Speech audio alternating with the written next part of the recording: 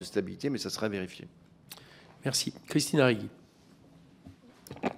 Oui, merci Monsieur le Président. Monsieur le Directeur général, alors il faut avouer que quand on participe à cette commission d'enquête, qu'on auditionne des personnes comme vous, on se rend compte qu'en réalité, sur l'ensemble de ces prévisions, on va de surprise en surprise, si ce n'est en déconvenu, puisque notamment sur la crime, ce qui nous a été indiqué, c'était que c'était une déconvenue majeure, ça devait rapporter 10 à 12 milliards, ça n'a rapporté que 600 millions, et de surprise en surprise, on se rend compte qu'effectivement, on n'avait pas prévu la chute des recettes de l'IS, qui était, comme vous le disiez, imprévisible. Et donc, évidemment, la question se pose entre la question de la mesure et donc du thermomètre, et puis la question du ressenti et donc du résultat, et qu'effectivement, de toute évidence, le thermomètre n'est plus adapté. Alors évidemment, sur cette commission d'enquête, nous interrogeons sur 2023-2024, mais moi, mon inquiétude, c'est comme manifestement le thermomètre n'a pas été changé, 2024-2025. Et dans le contexte actuel, et évidemment des décisions qui sont en train d'être prises par le gouvernement à partir du PLF qui était resté au Sénat, on peut s'inquiéter sur évidemment l'ampleur du déficit et la mesure de ce déficit et des prévisions que pour 2025 aura le gouvernement. Donc est-ce que vous, de votre point de vue, première question, les mesures pour éviter la surprise, une nouvelle, ont été prises pour 2025? Première question. Ma deuxième question, c'est que j'arrive difficilement à comprendre comment, alors même que les acomptes d'IS peuvent être modulés, des entreprises, et là je reprends, j'avais cette idée-là, mais d'autres l'ont eu, tant mieux, qu'on ne puisse pas corroborer les prévisions macro avec un échantillonnage sur les 10, 50 ou 100 plus grandes entreprises, parce que les entreprises, quand elles enregistrent une baisse de leur chiffre d'affaires, et ça, elles l'ont par la TVA mensuellement,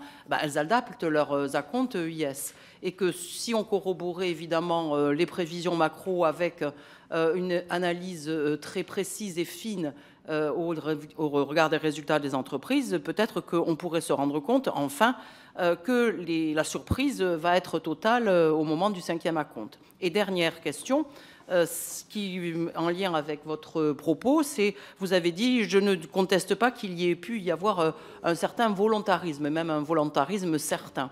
Lorsque vous a été posé la question par monsieur le rapporteur, est-ce que vous pourriez nous dire par qui a été exprimé ce volontarisme et qui a imposé ce volontarisme? Donc 3 questions sur lesquelles je souhaiterais bien avoir des réponses.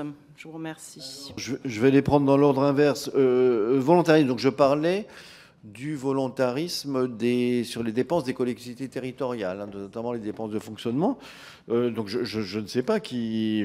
encore une fois, je ne connais pas les échanges qui sont internes à Bercy. Je n'ai pas à en connaître.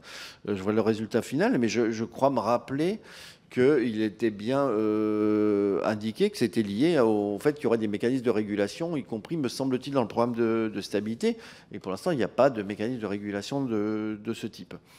L'échantillage, j'ai déjà évoqué. Moi, je pense que ça se teste. Et en même temps, j'ai un peu des doutes. Je ne suis pas sûr que les directeurs financiers puissent, assez tôt pour que ça soit utilisable, exploitable pour la préparation du PLF ou même le débat au PLF, avoir une idée assez claire de ce que sera leur bénéfice fiscal. Il y a tout un tas d'opérations voilà, qui existent. Mais encore une fois, je ne suis pas extrêmement compétent sur le sujet.